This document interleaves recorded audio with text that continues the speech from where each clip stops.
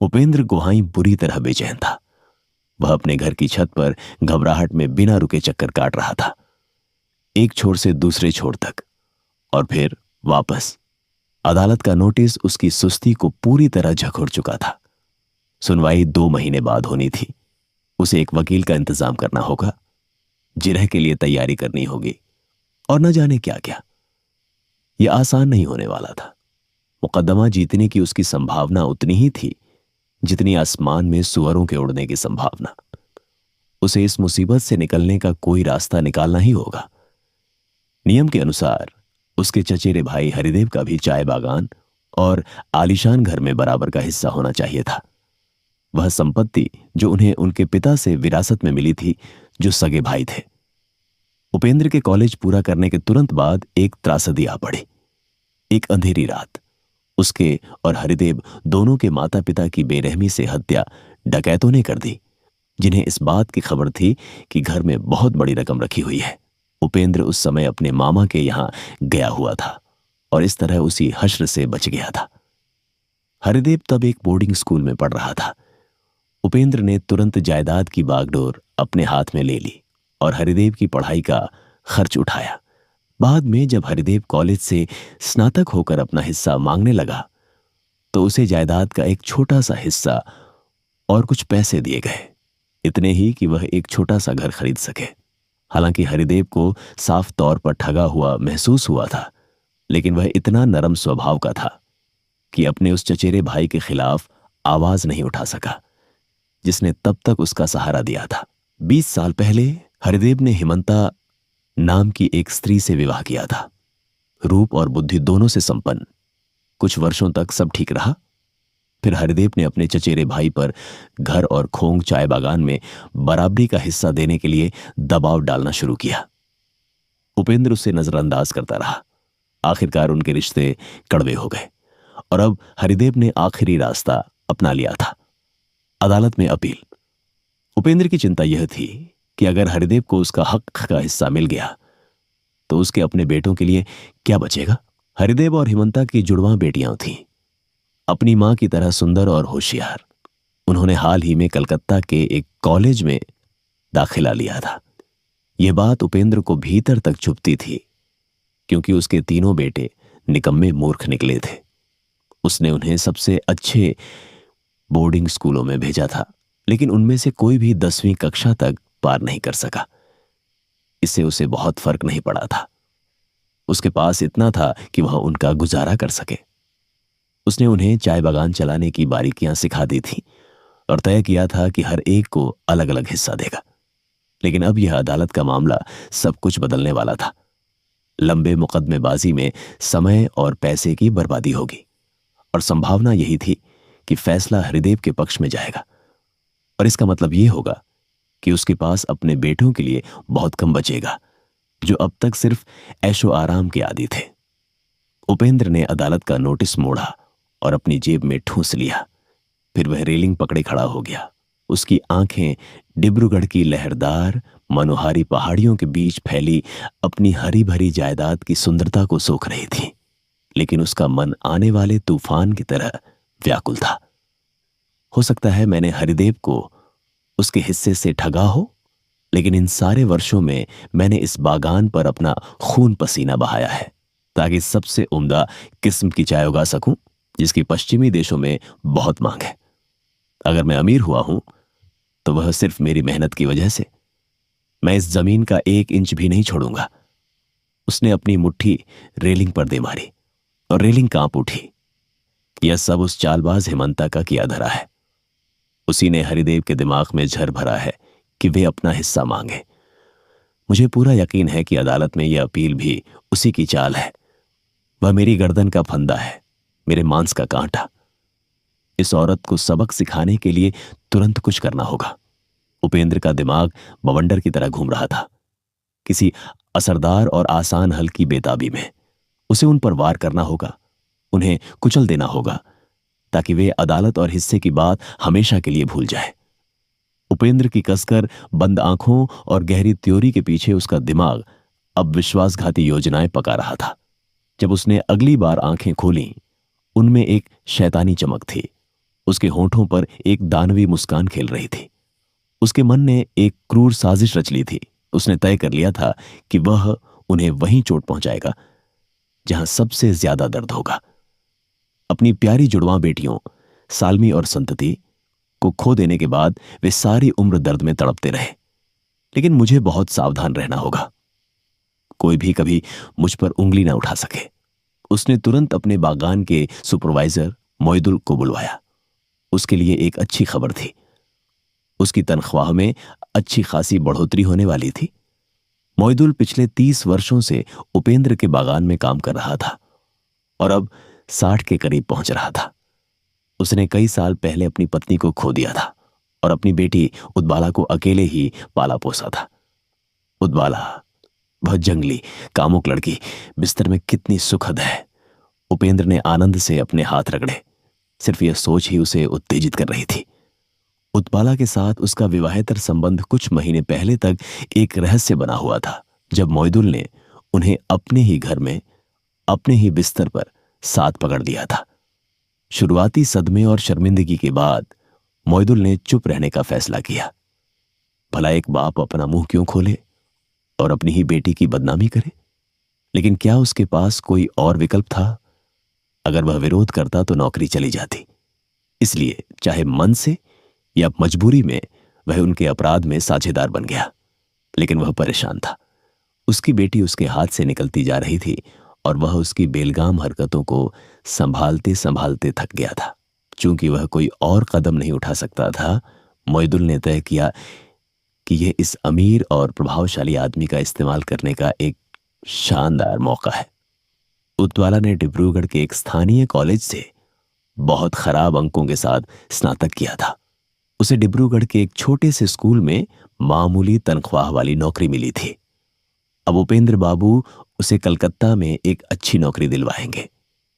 क्या उन्होंने यह नहीं बताया था कि उनकी पत्नी का चचेरा भाई कलकत्ता में एक कॉलेज चलाता है?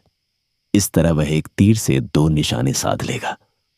उद्बाला को अच्छी तनख्वाह वाली नौकरी मिल जाएगी और वह इस कामुक आदमी से दूर भी रहेगी, जो यहां उसके अच्छे पति मिलने की संभावनाओं को बिगाड़ सकता था। शायद उसे कलकत्ता में कोई उपयुक्त आदमी मिल जाए और उसकी शादी हो जाए। उद्बाला की मंशा भी अलग नहीं थी। बाप और बेटी दोनों के पास इस अमीर आदमी को अपने जाल में फंसाने के अपने अपने कारण थे। इसलिए जब मोइदुल ने उनके गुप्त संबंध का पर्दाफाश किया तो उसने अपनी तनख्वाह में जबरदस्त बढ़ोतरी और उद्बाला के लिए नौकरी की मांग कर डाली। उपेंद्र मना नहीं कर सका, लेकिन वह मूर्ख नहीं था और अब जब उसे अदालत का नोटिस मिल चुका था, समय आ गया था कि इस जोड़ी से उस हर एहसान की कीमत वसूली जाए जो उन पर किया गया था। उद्बाला, जो उनके रिश्तेदार के कॉलेज में काम कर रही थी, उसे चुपचाप उसी कॉलेज में ट्रांसफर करवा दिया जाएगा जहां हरिदेव की जुड़वां बेटियां पढ़ रही थीं। यह मुश्किल नहीं होना चाहिए। हालांकि उसे इसके लिए उद्बाला को अच्छी खासी रकम देनी पड़ेगी, लेकिन यह अदालत के मुकदमे में पैसा गंवाने से बेहतर होगा। अब उद्बाला ही उसकी जायदाद की उधारक बनेगी। कलकत्ता, जून 1988। कॉलेज परिसर में चहकती हुई लड़कियों की लगातार बातचीत ऐसी लग रही थी मानो अचानक गौरैयों का एक बहुत बड़ा झुंड इस जगह पर धावा बोलने का फैसला कर चुका हो। कलकत्ता का लड़कियों का लेडी जोगा कॉलेज, जिसने पिछले वर्ष अपने अस्तित्व के 30 साल पूरे होने का जश्न मनाया था, गर्मी की 2 महीने की छुट्टियों के बाद खुला था। गेट पर एसयूवी, सेडान, हम्पबैक कारें, साइकिल रिक्शे, तांगे, सबका जमघट लगा था। माता पिता और उनकी बेटियां अपना सामान ढोते हुए ऐसे अंदर भागे जा रहे थे मानो यह कोई कॉलेज नहीं बल्कि कोई ट्रेन हो जो देर होने पर छूट जाएगी। खासकर उन लड़कियों के चेहरों पर खुलकर आंसू थे जो पहली बार हॉस्टल ज्वाइन कर रही थीं, और लौटने वाली छात्राओं की ओर से हल्के फुल्के विदा संदेश। नोटिस बोर्डों के सामने बहुत बड़ी भीड़ थी। अंतिम वर्ष की छात्राएं, जिन्हें हॉस्टल बिल्डिंग के हाल ही में बने वेस्ट विंग की पहली और दूसरी मंजिल पर रखा जाना था, खुशी खुशी बिखर गईं। हालांकि बिना टिप्पणियों के नहीं, जैसे भगवान का शुक्र है हम उस पुराने डरावने बिल्डिंग से बाहर आ गए और देखते हैं कि टॉप ईस्ट किसे मिलता है। दूसरी वर्ष की छात्राएं कुछ अनमने ढंग से ईस्ट विंग की ओर बढ़ी, यूं ही कहते हुए, पहली और दूसरी मंजिल तो ठीक है और उम्मीद है किसी को डॉर्म में नहीं रखा जाएगा। पिछले साल जो हुआ उसके बाद तो प्रिंसिपल में इतनी समझ होनी चाहिए। जब प्रशासनिक लॉबी सीनियर छात्राओं से खाली हो गई तो पहली वर्ष की छात्राएं वहां अनिश्चित खड़ी रह गईं। वे युवा और मासूम थीं, अपनी सीनियर साथियों की तुलना में खुद पर कम भरोसा रखने वाली। यह स्वाभाविक था क्योंकि वे अभी अभी स्कूल से निकली थीं और शायद पहली बार घर छोड़कर आई थीं।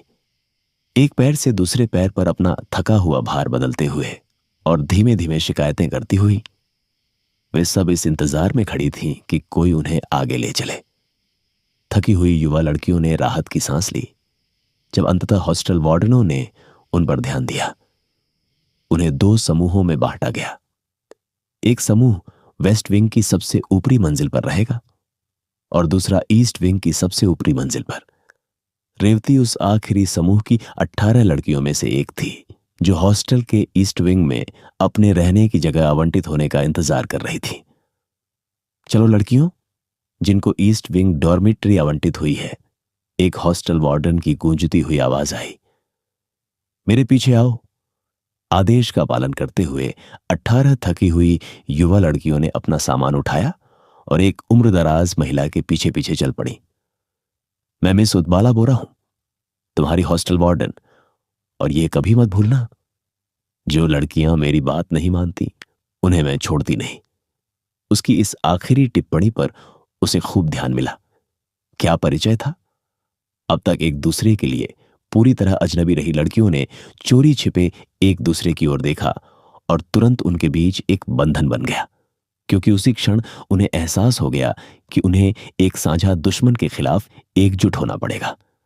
उस औरत से ऐसा ही आभा मंडल निकल रहा था। कड़वाहट, कठोरता, डर पैदा करने वाला स्वभाव, और युवा लड़कियों ने उनके साथ कुछ ही मिनटों में यह सब भांप लिया। एक नाटी और ठिगनी, मध्यम आयु की औरत, छोटे कट्टे नमक मिर्च जैसे बाल, गोरा रंग, उभरी हुई गाल की हड्डियां। मिस उदबाला एक सुखद महिला लग सकती थी अगर उसकी वे छोटी, निर्दयी, चुभती हुई आंखें न होती और सिकुड़ी हुई भौहें न होती जो लड़कियों को असहज कर देती थीं। इस कठोर दिखने वाली असमिया औरत में कुछ बहुत घृणित था। वह उन्हें भूतल तक साथ लाई, वह जगह जो उस विंग का साझा मिलने जुलने का स्थान था, लेकिन उसने उससे आगे जाने से इनकार कर दिया। उसने उन्हें सीढ़ियां दिखाईं और भौंकते हुए कहा, अब सीधे सबसे ऊपर भागो, और मैं कोई शोर या शिकायत नहीं सुनना चाहती। फिर वह सिकुड़ी हुई आंखों से उन्हें सीढ़ियां चढ़ते हुए देखती रही। उसके चेहरे पर एक अजीब, अस्पष्ट भाव था। क्या वह चिंता थी या संदेह? शायद वह बस एक सैडिस्ट है, रेवती ने, जो सबसे आखिर में जा रही थी, धीरे धीरे चढ़ते हुए सोचा। फिर भी मुझे यह अजीब औरत पसंद नहीं, मैं इससे दूरी बनाए रखूंगी। और न ही मुझे यह इमारत पसंद है, यह मुझे सिहरन दे रही है। हॉस्टल का ईस्ट विंग धूसर पत्थरों की एक पुरानी घिसी पिटी इमारत थी। उसका मूल धूसर रंग अब उस गंदली हरी जिद्दी फफूंदी के पीछे छिप चुका था, जो उसकी दीवारों पर मनमाने ढंग से उगाई थी। प्रशासन ने उसके चारों ओर अच्छी तरह संवारे गए बगीचे से कुछ रौनक लाने की कोशिश की थी, फिर भी पूरी संरचना पर एक उदास आभा छाई हुई लगती थी। लॉबी एक बड़ा, सफेदी किया हुआ, उदास स्थान था, जिसमें कुछ लाल गद्देदार कुर्सियां और शीशे की सतह वाली मेजें थीं, लेकिन वे खुशी लाने में पूरी तरह नाकाम रहीं। संकरी, अंधेरी सीढ़ियां तो और भी ज्यादा उदास करने वाली थीं। क्या मैं इसलिए उदास महसूस कर रही हूं क्योंकि मैं बड़े आधुनिक बंगलों में रहने की आदी हूं? 3 मंजिल सीढ़ियां चढ़ना, वह भी सामान घसीटते हुए, आसान नहीं था। जब रेवती सबसे ऊपरी मंजिल पर पहुंची तो वह दरवाजे पर रुक गई। उसकी नाक घृणा से सिकुड़ गई क्योंकि एक तीखी, बासी, फफूंद भरी गंध उसकी नाक से टकराई। यहां हवा में कुछ और भी अप्रिय था। यहां ठंडापन था और अपनापन नहीं था, लेकिन इस समय वह इतनी थकी हुई थी कि उसे परवाह करने की ताकत नहीं थी। उसे अपने दुखते पैरों को आराम देना बेहद जरूरी था, और वह ज्यादा सोचे बिना डॉर्म के अंदर चली गई। दूसरी मंजिलों के विपरीत जहां कमरे थे, सबसे ऊपर की मंजिल एक बड़ा सा हॉल था। हालांकि दीवारों और खिड़कियों को क्रमशः सफेद और हल्के हरे रंग से ताजा रंग आ गया था। रेवती को तुरंत ऐसा लगा मानो वह किसी प्राचीन मठ में प्रवेश कर गई हो। डॉर्मेट्री के दोनों ओर छोटे छोटे बिस्तर कतार में लगे थे। हर निजी जगह में बस जरूरी चीजें थीं। एक छोटी अलमारी, एक पढ़ाई की मेज और एक कुर्सी। जगह फीकी और उदास थी और हर कोने से घिनौनी नकारात्मकता रिस रही थी। रेवती ने अपना नामपट्ट ढूंढा और अपने निर्धारित बिस्तर के पास अपना बड़ा टीन का ट्रंक पटक दिया। कंधों पर टंगा एयरबैग उतारकर वह बैठ गई। कुर्सी पर बैठकर अपने पैरों को मलने लगी। उसने अपनी नजरें चारों ओर दौड़ाईं और मुस्कुरा दी। ज्यादातर लड़कियां अपना सामान टीन के ट्रंकों में लाई थीं। क्या सब माएं एक जैसा ही सोचती हैं? कितना हंगामा उसने किया था जब उसकी मां ने एक धातु का ट्रंक खरीदा था और जिद की थी कि वह अपना सामान उसी में लेकर जाए। यह कितना शर्मनाक होगा। उसने विरोध किया था, मानो मैं किसी गरीब परिवार से आती हूं। मेरे पापा नेवी के कमांडर हैं और कितनी शर्म की बात होगी जब मैं इस पुराने से दिखने वाले टीन के ट्रंक में अपना सामान लेकर जाऊंगी। उसने मुंह फुला लिया था और जिद में बाहें बांध ली थीं। उसकी मां ने शांति से समझाया था, बेटा, कोई भी चमड़े को काटकर तुम्हारा सामान चुरा सकता है। हॉस्टलों में चोरी आम बात है, मुझे पता है, लेकिन तुम्हारे मजबूत ट्रंक से कोई कुछ नहीं चुरा पाएगा। याद रखना, इसे हर समय ताला लगाकर रखना। जब उसे थोड़ा तरोताजा महसूस हुआ तो रेवती ने अपना सामान व्यवस्थित करने का फैसला किया। दूसरी लड़कियां भी चीजों में व्यस्त थीं और वह अब उन्हें गौर से देखने लगी। ठीक सामने सांवली और आकर्षक सी गोल मटोल लड़की धप्प से फर्श पर बैठ गई थी। वह अपने ट्रंक से एक एक करके सामान निकाल रही थी और अपने बिस्तर पर फेंकती जा रही थी। उसके दाहिने तरफ बैठी एक सुंदर गोरी लड़की ने अगला उसका ध्यान खींचा। वह परेशान लग रही थी क्योंकि वह अपने बिस्तर पर बैठी अपने पैरों की मालिश कर रही थी। उनकी नजरें मिली। हाय, मैं रेवती बनर्जी हूं, जमशेदपुर से। तुम अभी भी थकी हुई हो? उसने उसकी ओर हाथ हिलाया। लड़की ने अपनापन भरी मुस्कान दी। मैं सान्या गोहाई हूं, डिब्रूगढ़ से। डिब्रूगढ़? इस जगह का नाम कभी नहीं सुना। यह असम में है। मेरे दादाजी का वहां बहुत बड़ा चाय बागान है। मेरे पापा भी उसी में काम करते हैं। ओह, क्या तुम्हारे पैर अभी भी दुख रहे हैं? मेरे अब बेहतर हैं। मैंने अपनी नई सैंडल पहनी थी और उससे जूते ने काट लिया। उसने कराहते हुए जवाब दिया। मेरे पास आराम देने वाली एंटीसेप्टिक मरहम है, चाहिए? सान्या ने सिर हिलाया और रेवती ने अपनी चीजों में से अपना दवा का डिब्बा निकालने के लिए खंगालना शुरू किया। उसने एक ट्यूब निकाली और फिर सान्या की मदद करने चली गई। वह उसके पास बैठ गई। उसके घावों पर धीरे धीरे मरहम लगाते हुए उससे बातें करने लगी। दोनों के बीच तुरंत एक अपनापन बन गया। रेवती को सान्या एक साफ दिल और सुसंस्कृत लड़की लगी। अचानक उसके भीतर कुछ उमड़ा। वह सान्या की रक्षा करना चाहती थी, उसे सुरक्षित रखना चाहती थी, मानो वह किसी तरह के खतरे में हो। उसे ऐसा क्यों महसूस हो रहा था, वह समझ नहीं पा रही थी। और आने वाले उन सभी दिनों में जो उन्हें इस डॉर्म में साथ बिताने थे, रेवती सान्या को अकेला नहीं छोड़ने वाली थी। वह उसकी हमेशा की साथी बनने वाली थी, एक ऐसी बहन जो सान्या के पास कभी नहीं थी, क्योंकि उसे कोई ध्यान नहीं मिला था। सामने वाली लड़की ने पुकारा, हाय, मैं नित्या सेन हूं, आसनसोल से। मेरी मदद चाहिए? रेवती और सान्या ने सिर हिलाकर मना किया और उसी समय उसकी ओर हाथ भी हिलाया। फिर लड़कियां अपने अपने ठिकाने जमाने में लग गईं। हॉस्टल में उनके पहले दिन का सूरज धीरे धीरे ढलने लगा। जैसे जैसे रोशनी फीकी पड़ने लगी, एक अजीब उदासी भीतर रेंगने लगी। वह रेवती के दिल पर भारी पड़ रही थी। शायद उसे घर की, अपनी मां और पापा की याद आ रही थी। उसे उनके बिना रहने की आदत डालनी होगी। वह अपने बिस्तर पर लेटकर उन्हीं के बारे में सोचने लगी। 7:30 बज गए, डिनर का टाइम। साथियों, दूर वाले कोने से किसी ने घोषणा की, याद है, मिस उदवाला ने कहा था कि अगर हम देर से पहुंचे तो हमें डिनर नहीं मिलेगा। मुझे भूख लगी है। डिनर मिस नहीं कर सकती। चलो लड़कियों, चलें। जवाब आया। सभी 18 लड़कियां सुबह नात्या जल्दी जल्दी अपनी चप्पलें पहनकर एक साथ हॉस्टल के डाइनिंग हॉल की ओर निकल पड़ी। जैसे ही रेवती बाहर आई, उसे लगा उसका मन थोड़ा हल्का हो गया है। कुड़िक्कन मुत्तहा, हालांकि कोई भी लड़की चहकती हुई नहीं थी जैसा कि होना चाहिए था। वे धीमे स्वर में फुसफुसाकर बात कर रही थी। ये जरूर तानाशाह मिस उदबाला का असर है। ये विचार आते ही रेवती मुस्कुरा दी। रात का खाना फीका था, घर के खाने जैसा तो बिल्कुल भी नहीं जिसकी वे आदी थीं। सीनियर लड़कियां बड़े चाव से खा रही थीं और वे शिकायत करके उनका ध्यान नहीं खींच सकती थी। इससे रैगिंग हो सकती थी, इसलिए नई लड़कियों ने चुपचाप खाना खाया। शायद धीरे धीरे हम इस बेस्वाद हॉस्टल के खाने के आदी हो जाएंगे, रेवती ने सोचा। जब खाना लगभग खत्म होने को था, मिस उदबाला शाही अंदाज में अंदर आई, जैसे कोई रानी हो, अपने छोटे कद को लंबा और डरावना दिखाने के लिए तनकर। हालांकि उसकी जरूरत नहीं थी, वह वैसे ही काफी रुखी और भय पैदा करने वाली दिखती थी। लड़कियों, एक बार फिर मैं मिस उदबाला बोरा हूं। अगर तुम मेरा नाम भूल गई हो तो मैं इस कॉलेज की सबसे पुरानी हॉस्टल वार्डन हूं। 20 साल से भी ज्यादा समय से यहां हूं। 1966 में इस कॉलेज में शामिल हुई थी। उसने चारों ओर नजर दौड़ाई, यह देखने के लिए कि यह जानकारी कितनी अच्छी तरह आत्मसात की जा रही है। लड़कियां जानबूझकर भावहीन बनी रहीं। उन्हें यह औरत बिल्कुल पसंद नहीं थी। उसकी आंखें बहुत बेचैन थीं, लगातार इधर उधर डोलती रहती थीं। वह किसी भी लड़की से आंख नहीं मिलाती थी, मानो वह दोषी हो, उन फिसलती हुई आंखों में कोई गहरा राज छिपाए हुए हो। अब उसने अपनी गूंजती आवाज में आगे कहा, ईस्ट विंग की पहली वर्ष की छात्राओं को छोड़कर बाकी सब जल्दी से निकल जाए।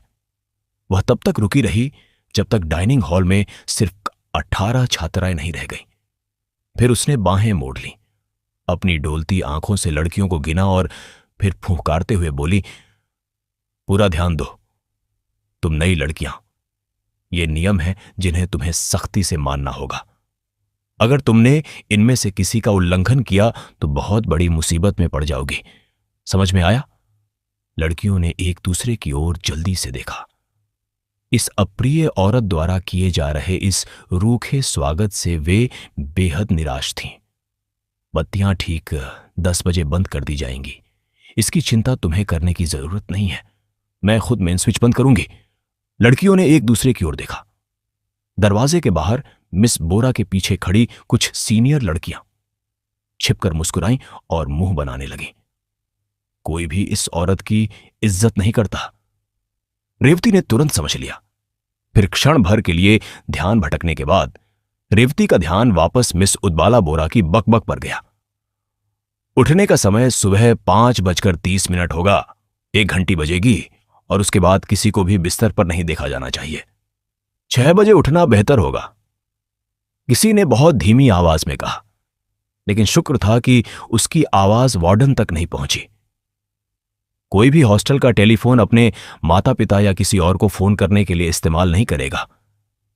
तुम घर पर सिर्फ हफ्ते में एक बार फोन कर सकती हो, वह भी उस कन्फेक्शनरी की दुकान से जो तुम्हें क्लासेस की तरफ जाते समय रास्ते में मिलेगी। शायद उसका भाई ही वह दुकान चलाता होगा। इस फुसफुसाहट से कुछ चेहरों पर मुस्कान आ गई। मुस्कुराने की क्या बात है? हां, मिस उदबाला ने लड़कियों पर एक तेज चुभती हुई नजर डाली और फिर आगे बोली, रविवार को तुम दुकान पर राशन खरीदने के लिए जा सकती हो और फोन भी इस्तेमाल कर सकती हो। सुनने वालों में अचानक बुदबुदाहट फैल गई। सिर्फ हफ्ते में एक बार? कुछ साहसी लड़कियों ने विरोध किया। तानाशाही नियम? हम कॉलेज में हैं या जेल में? किसी ने फुसफुसाकर कहा। स्कूल बेहतर था। चुप हो जाओ सब लोग, फुसफुसाना बंद करो। तुम्हारी हिम्मत कैसे हुई? अगली बार तुमने एक शब्द भी कहा तो हॉस्टल से बाहर कर दी जाओगी।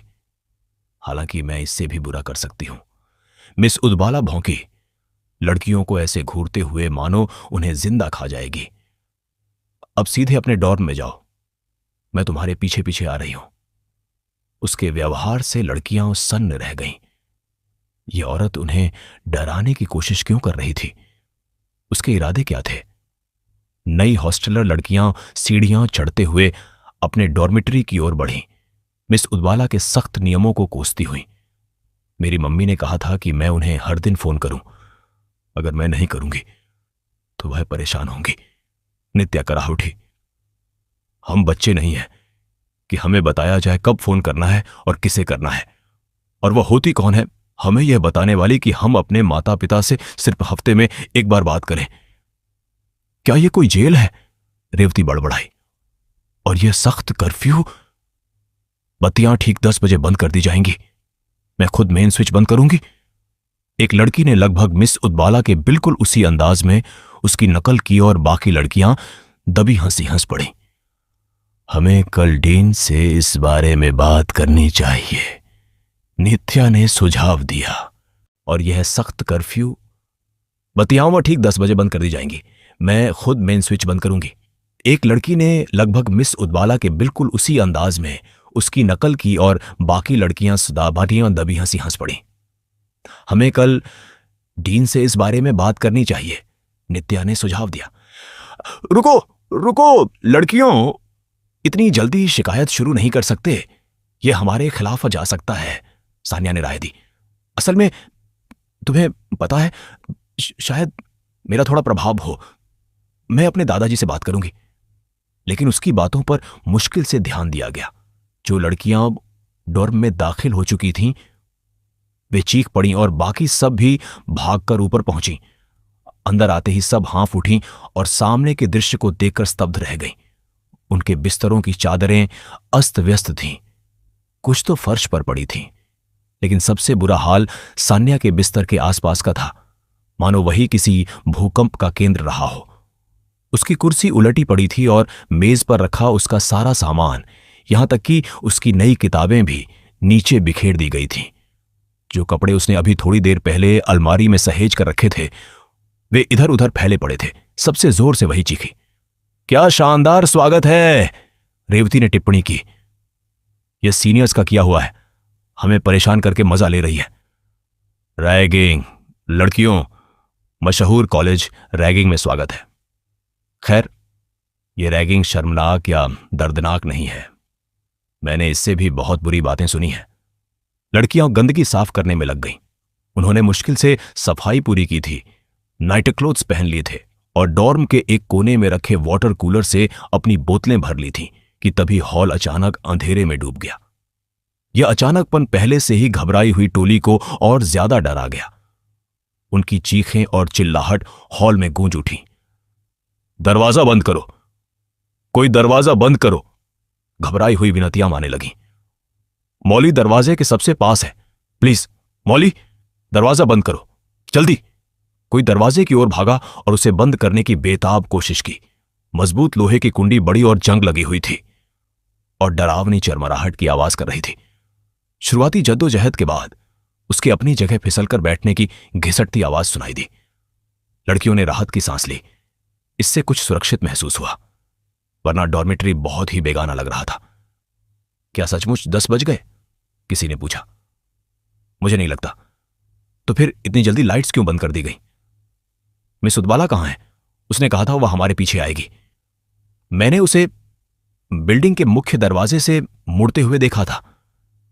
अलग अलग आवाजें अंधेरे में चलती रहीं। फिर एक हिचकिचाती आवाज आई, मुझे बाथरूम जाना है। क्या तुम्हारे पास टॉर्च नहीं है सान्या? रेवती ने, जो उसके सबसे पास थी, पूछा।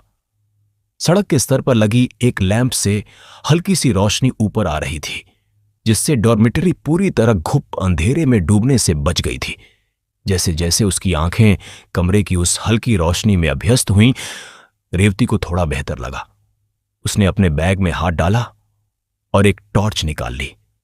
वह सान्या के साथ बाथरूम के दरवाजे तक गई और फिर उसे टॉर्च थमाकर अपने बिस्तर पर लौट आई। रेवती को एक बार फिर अकेलापन और उदासी महसूस होने लगी।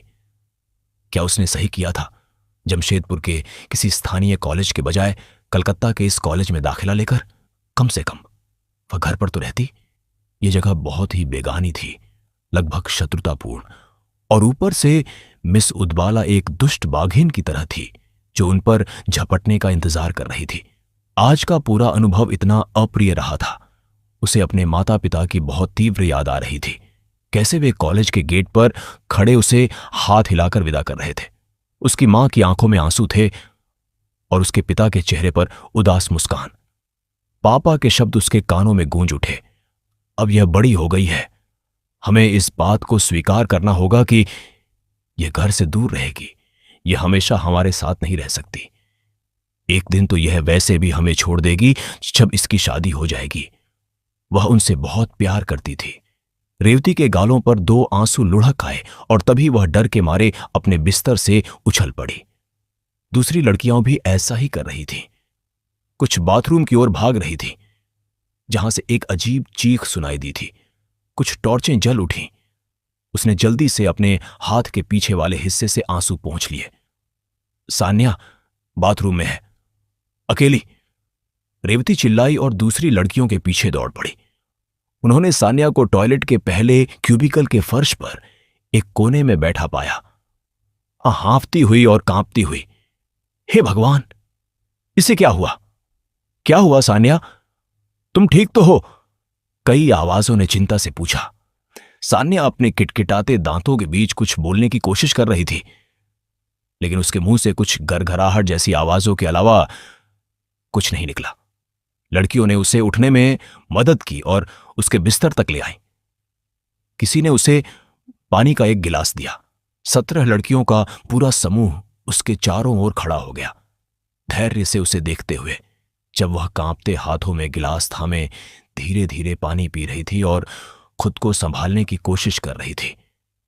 रेवती उसके पास बैठी थी, प्यार से उसकी पीठ सहला रही थी। जिस तरह सान्या कांप रही थी, उसे वह बुरी तरह घबरा गई थी। सान्या को अपना अनुभव बयान करने में लगभग 5 मिनट लग गए। उसने अपनी घबराई हुई आंखों से चारों ओर देखा और सावधानी से फुसफुसाई, बाथरूम में कोई है। टॉर्च लिए कुछ लड़कियां जांच करने दौड़ी। वे 1 मिनट में लौट आईं, सिर हिलाते हुए। बाथरूम बिल्कुल खाली है। नहीं, वहां बाथरूम में कोई था। सान्या ने सुबकते हुए जोर देकर कहा। मैं टॉयलेट के एक क्यूबिकल के अंदर थी, तभी दरवाजा हिलने लगा। फिर एक बहुत अजीब आवाज, जैसे किसी भूत की आवाज, कुछ बार दोहराई, मारो मारो। मेरे अंदर बाहर आने की हिम्मत नहीं थी। हालांकि मुझे लगा कि सीनियर्स मुझे डराने की कोशिश कर रही हैं। मैं टॉयलेट के अंदर ही रही, इंतजार करती रही कि वे चली जाए या तुम में से कोई मुझे देखने आए। उसने लड़कियों की ओर इल्जाम भरी नजर से देखा और अंत में उसकी आंखें रेवती पर टिक गईं। क्या तुम्हें एहसास नहीं हुआ कि मैं बाथरूम में जरूरत से ज्यादा देर लगा रही हूं? लड़कियों ने एक दूसरे की ओर देखा और कंधे उचकाए। सच में किसी ने ध्यान नहीं दिया था। सान्या आगे बोली, जब सब कुछ शांत हो गया तो मैं धीरे धीरे बाहर आई। वहां कोई नहीं था, लेकिन मुझे अपने पीछे साफ साफ किसी हरकत का एहसास हुआ। मुझे यह भी लगा कि किसी ने मेरी पीठ को छुआ और फिर मेरे बाल खींचे। मैं मुड़ी सामना करने के लिए, दोषी को पकड़ने के लिए, लेकिन वहां कोई नहीं था। उसी समय बाथरूम के एक दरवाजे ने अपने आप धीरे धीरे खुलना शुरू किया, मानो कोई उसे धक्का देकर खोल रहा हो। मैंने टॉर्च की रोशनी अंदर डाली। वह बिल्कुल खाली था और फिर वही भुतही आवाज बोली, सान्या, आहा, मारो। पूरी जगह अजीब सी तरंगों से भर गई थी। वह यहां रुक गई और त्योरी चढ़ा ली। तभी मुझे एहसास हुआ कि वहां कुछ डरावना था। वह इतना बेहद डरावना था। मुझे घुटन महसूस होने लगी और मैं हिल भी नहीं पा रही थी। बहुत कोशिश के बाद मैं चीख पाई। लड़कियां चुपचाप उसकी बात सुनती रहीं। मैं कहती हूं, यह जगह भुतहा है। कुछ संशयवादी लड़कियों ने तुरंत सिर झटक कर उसके दावे को खारिज कर दिया। बाकी कांप उठी।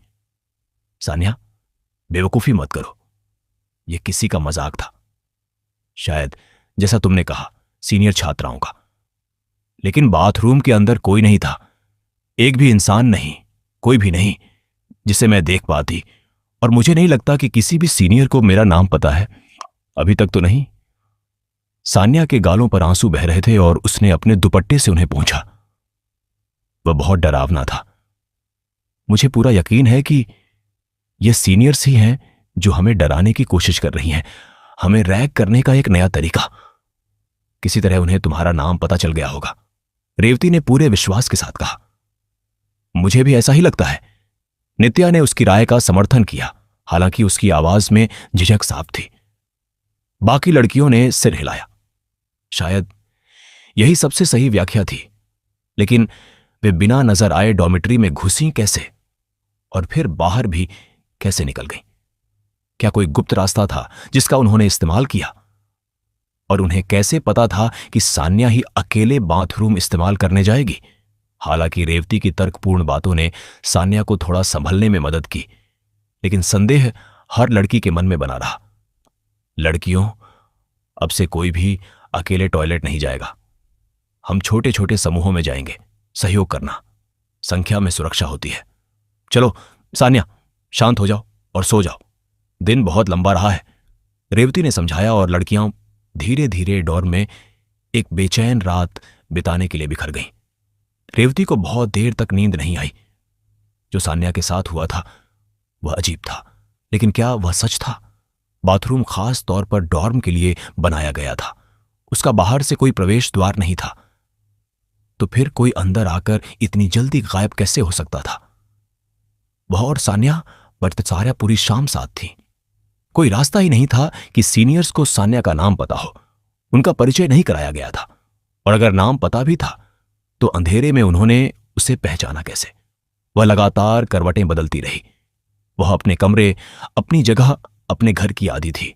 यह नई जगह उसे असहज कर रही थी, बहुत असहज। डॉर्मेटरी भी अजीब तरह से ठंडी और उदास थी। यह उसे दुखी कर रही थी। उसे सोने में बहुत समय लगा। वह एक बेचैन नींद थी, बुरे सपनों से भरी हुई। उसने सपना देखा कि सान्या बचाने के लिए चीख रही है, कोई उसे मारने की कोशिश कर रहा है। वह उसे किसी सुरक्षित जगह ले जाना चाहती थी, लेकिन उसे हिला नहीं पा रही थी। सान्या पत्थर की मूर्ति में बदल गई थी, इतनी भारी कि उसे उठाया नहीं जा सकता था। वह बहुत घबराई हुई जारी जागी। उसकी नाइटी सकुनेरे पसीने से भीगी हुई थी। उसने घड़ी की ओर देखा। उसकी नई घड़ी की अंधेरे में चमकती 2 सुइयां उसे सिहरन दे गईं। आधी रात थी। वह उठकर बैठ गई और अपनी बोतल से कुछ घूंट पानी पिया। तभी उसने वह साफ आवाज सुनी। कोई भारी बूट पहने सीढ़ियां चढ़ रहा था। आवाज डॉर्मिटरी के दरवाजे के बाहर आकर रुक गई, फिर दोबारा सुनाई दी। कदमों की आहट पीछे हट रही थी, नीचे उतर रही थी। क्या यह मिस उदबाला गश्त पर है? क्या वह अक्सर ऐसा करती है? आधी रात को वह सोती कब है? कोई फिर से सीढ़ियां चढ़ रहा था, साफ, जोर से और आराम आराम से। रेवती धीरे धीरे फिर से नींद में डूब गई, इस बार गहरी और शांत। कोई जाग रहा था और उन पर नजर रखे हुए था। कक्षाओं का पहला दिन बहुत व्यस्त था। अलग अलग कक्षाओं तक जाने वाले गलियारों की भूल भुलैया ने नई छात्राओं को उलझा दिया, और वे छोटे छोटे समूहों में इधर उधर भागती दिखाई देती थीं, अपनी कक्षाएं ढूंढने की कोशिश करती हुई। रेवती और सान्या सभी कक्षाओं में साथ थीं। संयोग से उन्होंने एक ही विषय चुने थे। डॉर्मिटरी की सारी लड़कियां दिन की आखिरी कक्षा और अंग्रेजी साहित्य की कक्षा में एक साथ थीं। जब कक्षा 4 बजे के थोड़ी देर बाद खत्म हुई तो लड़कियों ने कॉलेज कैफे में चाय पीने जाने का फैसला किया। उन्होंने 2 मेजें जोड़ लीं, उनके चारों ओर बैठ गईं और चाय, कोला और कुछ प्लेट भजिया मंगाई। गरम नमकीन पकवान का एक स्वादिष्ट टुकड़ा मुंह में भरते हुए रेवती ने उदबाला की रात वाली गश्त का विषय छेड़ा। मिस उदबाला एक अजीब औरत है। क्या तुमने आधी रात को उसके कदमों की आहट सुनी? उसने पूछा। सान्या ने तुरंत जवाब दिया, हां, कल रात कोई सीढ़ियां ऊपर नीचे चल रहा था और मैं तो डर के मारे जम ही गई थी। कई दूसरी चिंतित आवाजें भी उभरी। तुमने भी सुना? मैं सोच रही थी, मैं चौंक गई थी। आधी रात को कौन सीढ़ियां ऊपर नीचे चल सकता है? मैं ऐसी किसी चीज की आदी नहीं हूं। बिल्कुल, वह बहुत डरावना था। रुको रुको लड़कियों, यह सान्या थी जो उन्हें शांत रहने का इशारा कर रही थी। मिस उदबाला मुलायम सपाट सैंडल पहनती है, बूट नहीं। मैंने कल रात देखा था जब हम उसके पीछे पीछे चल रहे थे, और जो आवाज हमने सुनी वह भारी बूटों की आहट थी। वह बूट पहनकर बदल गई होगी ताकि हम उसकी आहट सुने। नहीं, मुझे अब भी लगता है कि यह दूसरी वर्ष की छात्राएं फिर कोई शरारत कर रही है, वे हमें डराने की कोशिश कर रही है। तो चलो इसे हल्के में लें, ऐसा दिखाए जैसे कुछ हुआ ही नहीं है, रेवती ने सुझाव दिया। मौली बीच में बोली, मुझे अब भी लगता है कि यह मिस उदबाला ही है। मैंने आवाज बहुत साफ सुनी क्योंकि मैं दरवाजे के पास सोती हूं। वही एक व्यक्ति ऊपर नीचे चल रहा था। आवाज लगभग 15 मिनट तक चलती रही और फिर धीमी पड़ गई, और कोई दूसरी आवाज नहीं थी, न कोई फुसफुसाहट जिससे लगे कि कई लड़कियां हमारे ऊपर मजे ले रही हों। कुछ लड़कियों ने कंधे उचकाए, बाकी ने सिर हिलाया। उनकी नई पढ़ाई की जगह उन्हें डरा रही थी, लेकिन शायद समझदारी इसी में थी कि अभी से टोह लेना या शिकायत करना शुरू न करें। सबको डर था कि मिस उदबाला बुरा रिएक्ट कर सकती है। चलो इस बात को पूरी तरह नजरअंदाज करते हैं। जो भी हमें डराने की कोशिश कर रहा है हमारी बेरुखी देखकर ऊब जाएगा, रेवती ने निष्कर्ष दोहराया। यह विचार बाकी लड़कियों को पसंद आया।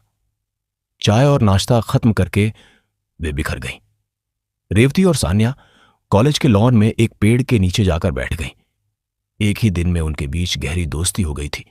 उनके पास बात करने के लिए बहुत कुछ था, और सान्या तो लगातार बोलने वाली लड़की थी। उन्होंने अपने में परिवारों, स्कूलों, आकांक्षाओं वगैरह पर बात की।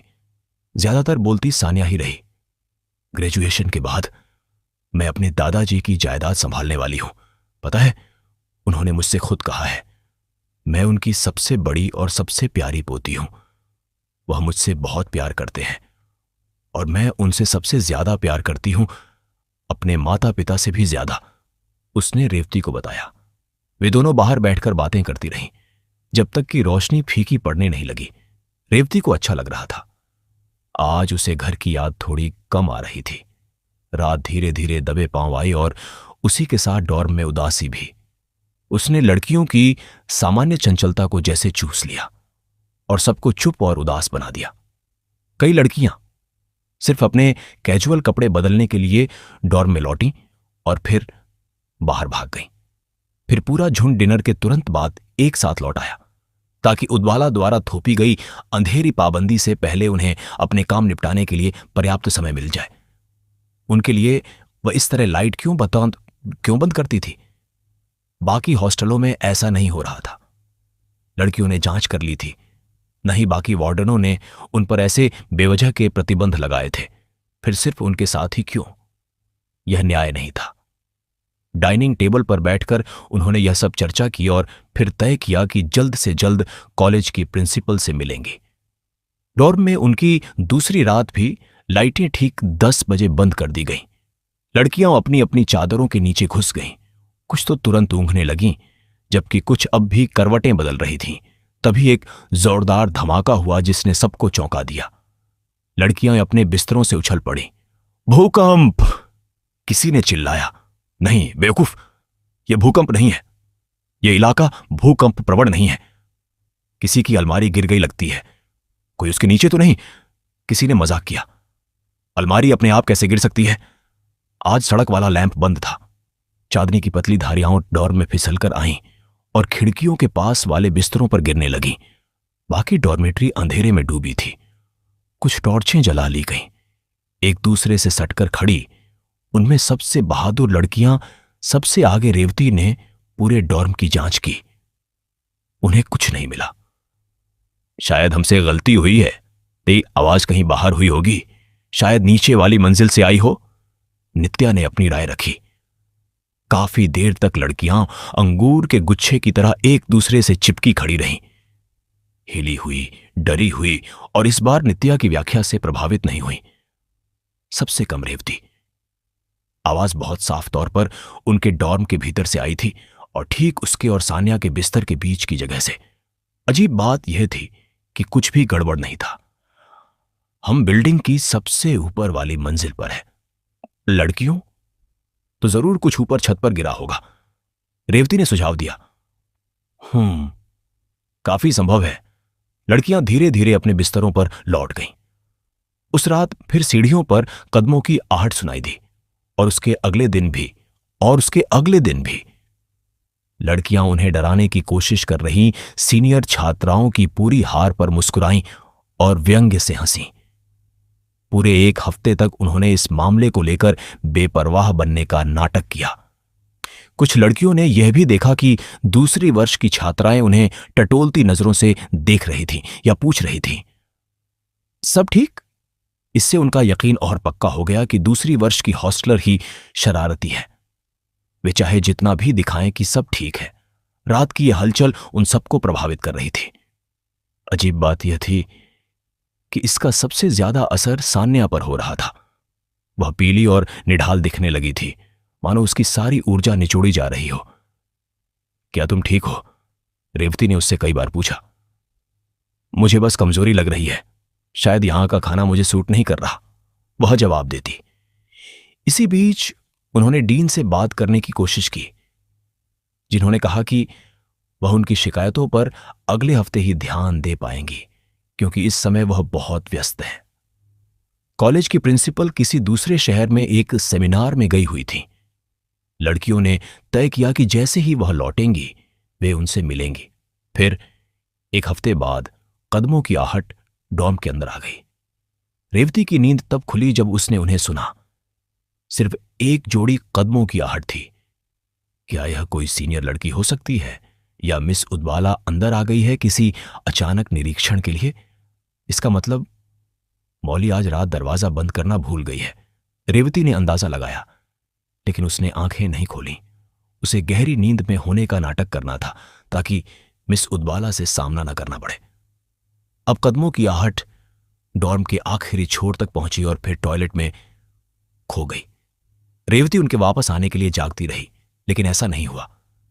धीरे धीरे वह फिर सो गई।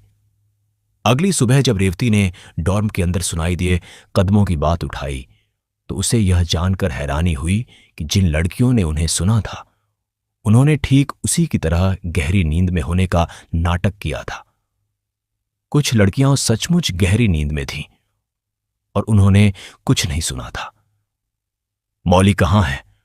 रात में दरवाजा बंद करने की जिम्मेदारी उसी की थी। हमने उसे यह जिम्मेदारी दी थी, लेकिन उसने उसे खुला छोड़ दिया ताकि कोई भी अंदर चला आए। रेवती गुस्से से उसे ढूंढने लगी। तभी मौली वापस आई और रेवती ने उसे झिड़का। तुमने कल रात हमारे डॉर्म का दरवाजा बंद क्यों नहीं किया मौली? हमें मिस उदवाला का आधी रात को अंदर मार्च करते हुए आना पसंद नहीं। अगर तुम इतनी भुलक्कड़ हो तो मैं... लेकिन मैंने तो बंद किया था, मौली ने विरोध किया। 100%। देखो, अभी भी बंद है।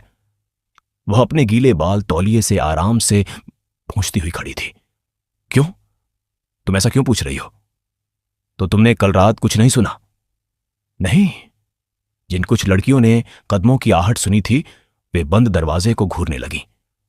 उन्हें यकीन था कि वह व्यक्ति मुख्य दरवाजे से अंदर आया था, लेकिन फिर कैसे? उन्होंने एक दूसरे की ओर देखा, शायद कोई समझा पाए। अंत में सबकी नजरें रेवती पर टिक गईं। इस बार उसने बस होंठ भींचे और कंधे उचका दिए। उसका चेहरा पीला पड़ गया था। अगली रात मिस उदवाला के लाइट बंद करने से पहले लड़कियों ने सुनिश्चित कर लिया कि दरवाजा बंद है। कई लड़कियों ने मिलकर जांच की। दरवाजे के सामने कुछ कुर्सियां भी रख दी गईं, ताकि एक तरह की रुकावट बन जाए।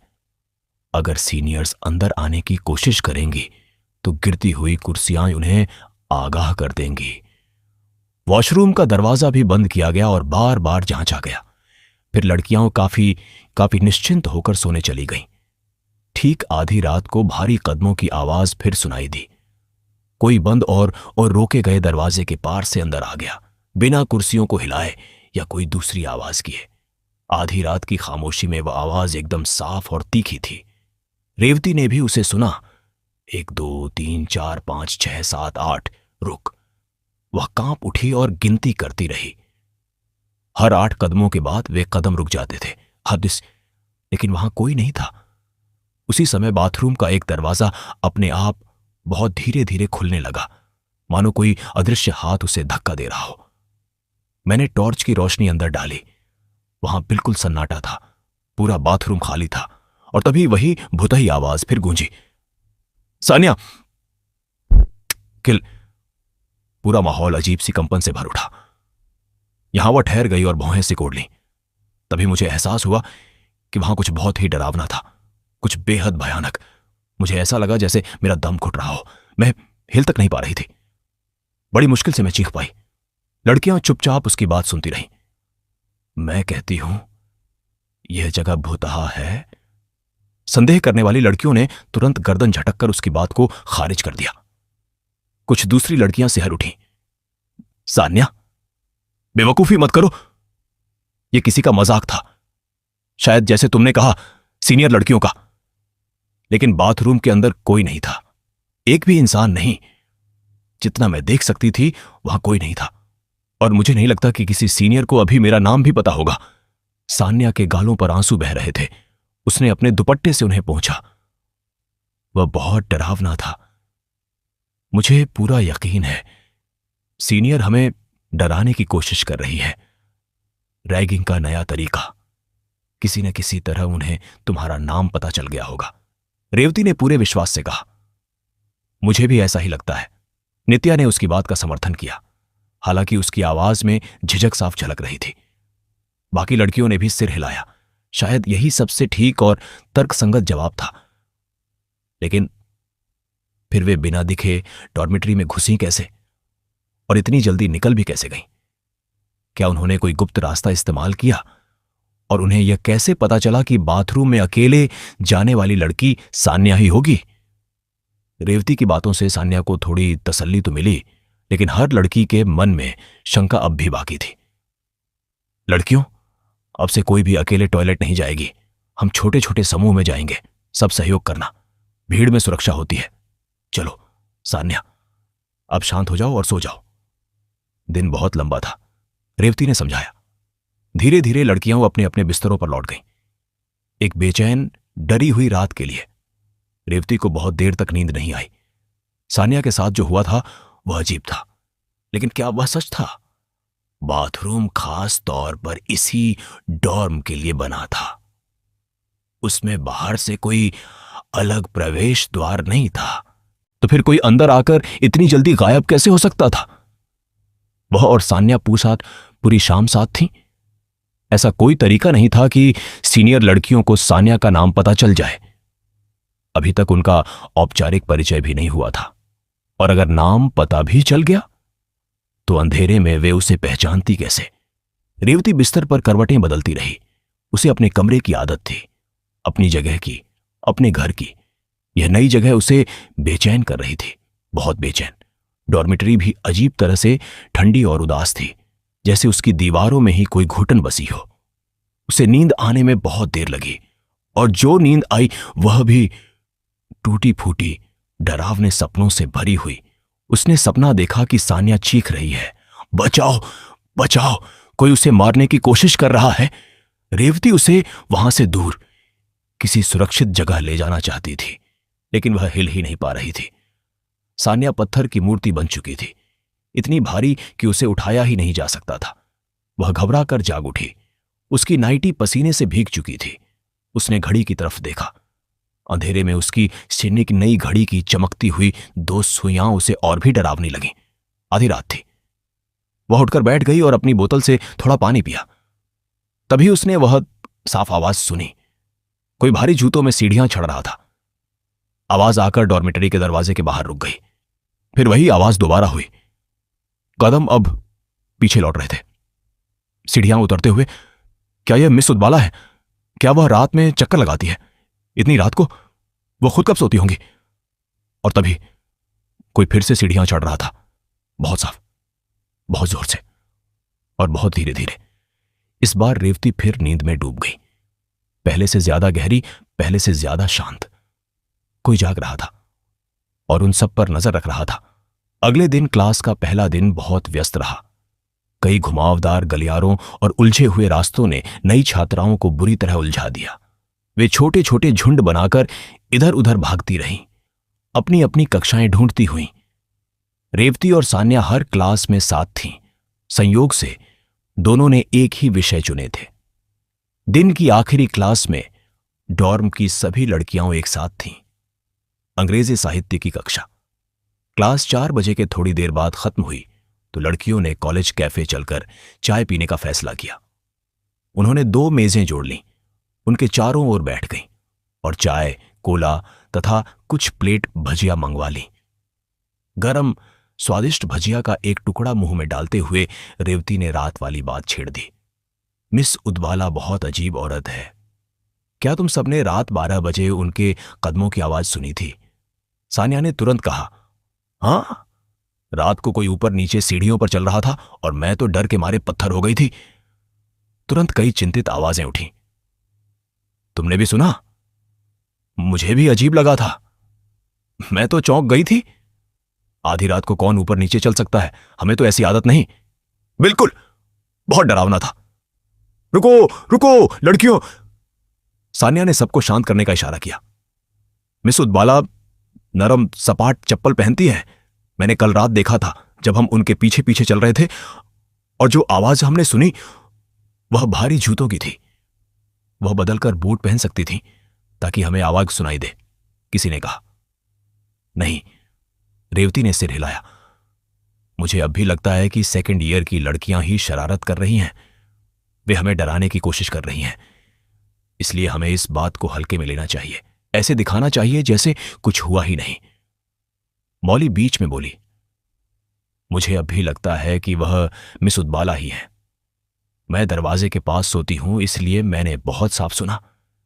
वही एक व्यक्ति ऊपर नीचे चल रहा था, करीब 15 मिनट तक। फिर आवाज धीरे धीरे गायब हो गई और कोई दूसरी आवाज नहीं थी, कोई फुसफुसाहट नहीं, जिससे लगे कि कई लड़कियां मिलकर हमारा मजाक उड़ा रही हैं। कुछ लड़कियों ने कंधे उचकाए, कुछ ने सहमति में सिर हिलाया। उनकी नई पढ़ाई की जगह उन्हें अस्थिर कर रही थी, लेकिन शायद समझदारी इसी में थी कि अभी इस बारे में ज्यादा छानबीन या शिकायत न की जाए। सबको डर था कहीं मिस उदबाला नाराज ना हो जाए। आओ, इस बात को फिलहाल पूरी तरह नजरअंदाज करते हैं। जो भी हमें डराने की कोशिश कर रहा है, हमारी बेरुखी देखकर खुद ही बोर हो जाएगा। रेवती ने बात खत्म की। यह विचार सबको पसंद आया। चाय नाश्ता खत्म कर सब लड़कियां अपने अपने रास्ते चली गईं। रेवती और सान्या कॉलेज के लॉन में एक पेड़ के नीचे जाकर बैठ गईं। सिर्फ एक दिन में दोनों में गहरी दोस्ती हो गई थी। बात करने के लिए उनके पास बहुत कुछ था, और सान्या तो जैसे बोलने की मशीन थी, लगातार बोलती ही जाती। उन्होंने अपने परिवार, स्कूल, सपनों और भविष्य के बारे में बातें की। ज्यादातर बोल सान्या ही रही थी। ग्रेजुएशन के बाद मैं अपने दादाजी की जमीन जायदाद संभालूंगी, पता है, उन्होंने खुद कहा है। मैं उनकी सबसे बड़ी और सबसे प्यारी पोती हूं। वह मुझसे बहुत प्यार करते हैं और मैं भी उन्हें सबसे ज्यादा प्यार करती हूं, अपने मां बाप से भी ज्यादा, उसने रेवती से कहा। दोनों बातें करती रहीं जब तक कि रोशनी धीरे धीरे धुंधली न पड़ने लगी। रेवती को अच्छा लगा। आज उसे घर की याद थोड़ी कम आ रही थी। रात धीरे धीरे उतरी और उसके साथ ही डॉर्म पर फिर वही उदासी भी। उसने लड़कियों की सामान्य चंचलता जैसे चूस ली, सबको चुप, उदास और सुस्त बना दिया।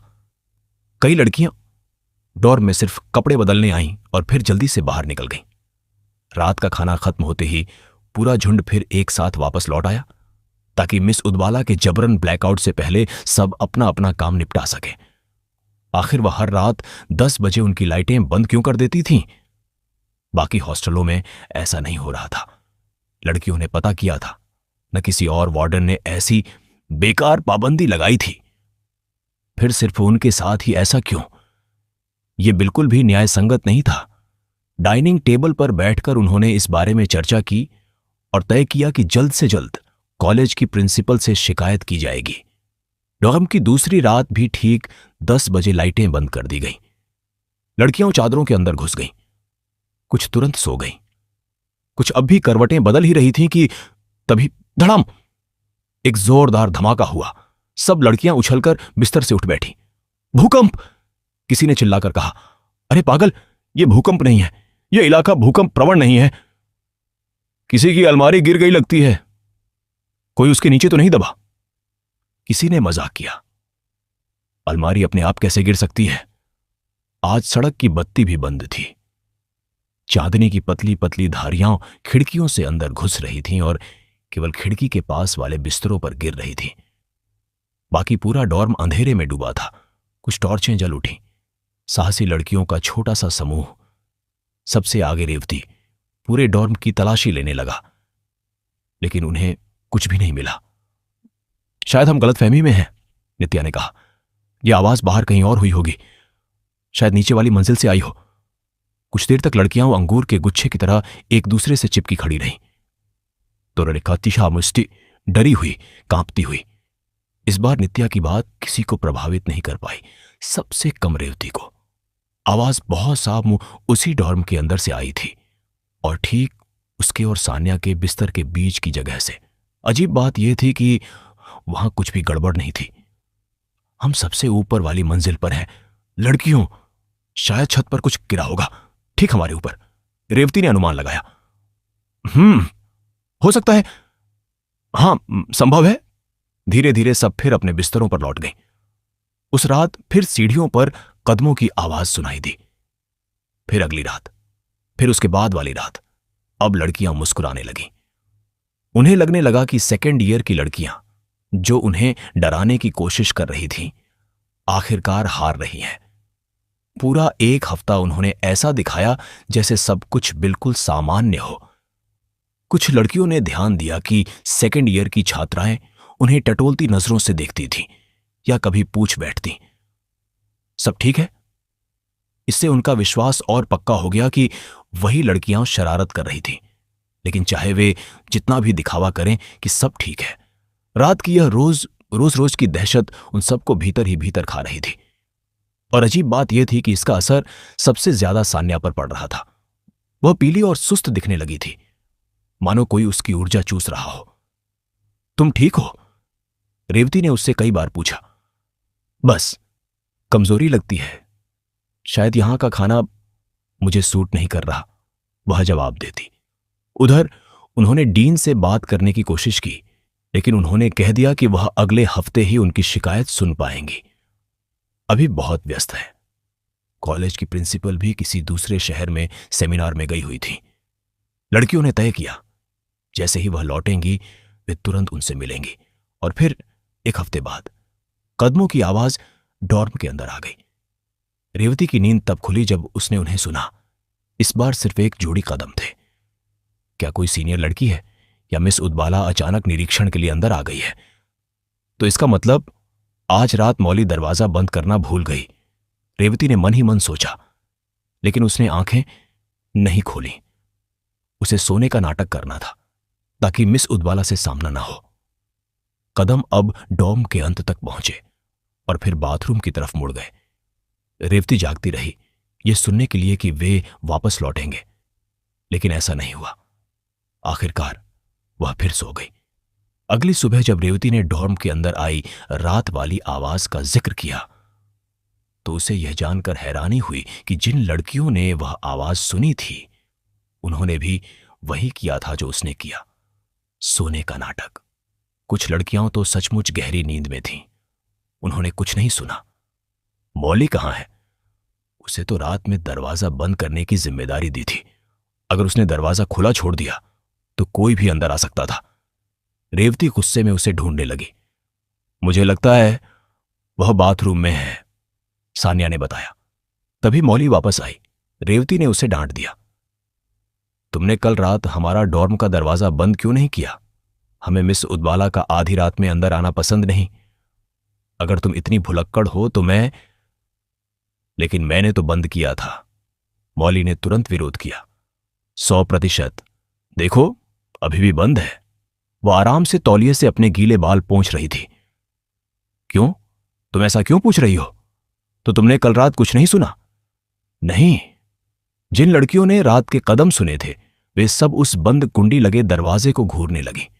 उन्हें पूरा यकीन था कि वह चीज मुख्य दरवाजे से ही अंदर आई थी। लेकिन फिर कैसे? सबने एक दूसरे की तरफ देखा, शायद कोई कुछ समझा पाए। आखिर सबकी नजर रेवती पर जाकर टिक गई। इस बार रेवती ने बस होंठ भींचे और कंधे उचकाए। उसका चेहरा पीला पड़ चुका था। अगली रात मिस उदबाला के लाइट बंद करने से पहले लड़कियों ने पक्का कर लिया कि दरवाजा बंद है। कई बार जांच की गई, कुछ कुर्सियां भी दरवाजे के सामने अड़ा दी गईं ताकि एक तरह की रुकावट बन जाए। अगर सीनियर लड़कियां अंदर घुसने की कोशिश करें तो गिरती कुर्सियों की आवाज उन्हें जगा दे। बाथरूम का दरवाजा भी बंद कर दिया गया और बार बार जांचा गया। अब लड़कियां कुछ या ज्यादा निश्चिंत होकर सोने चली गईं। ठीक आधी रात को फिर वही भारी कदमों की आवाज गूंजी। कोई बंद और रोके गए दरवाजे से अंदर आ गया। बिना कुर्सियां हिलाए, बिना कोई दूसरी आवाज किए, रात की उस खामोशी में हर कदम बेहद साफ सुनाई दे रहा था। रेवती ने भी सुना, 1 2 3 4 5 6 7 8। रुक गया। वह कांप उठी और मन ही मन गिनती करती रही। शायद एक बिस्तर से दूसरे बिस्तर तक पहुंचने में उसे इतने ही कदम लगते थे। फिर उसने वे कदम दूसरी तरफ सुने। रेवती की आंखें फट से खुल गईं। उस धुंधली रोशनी में उसे कोई दिखाई नहीं दिया, कुछ भी नहीं। फिर जैसे कोई पतली सी धुंध हिली, कदम फिर गूंजे। वे अब उसकी तरफ बढ़ रहे थे। रेवती का दिल जैसे धड़कना भूल गया। वह सांस लेने के लिए हांफने लगी। कदम आकर उसके बिस्तर के पास रुक गए। डर से फटी आंखों से उसने देखा, उसकी मच्छरदानी झुक गई। उस जालीदार कपड़े पर एक जगह गड्ढा सा बन गया, जैसे कोई चेहरा उसे दबाकर अंदर झांक रहा हो। रेवती की चीख गले में ही अटक गई। फिर वह दबाव हट गया। कदम आगे बढ़ गए।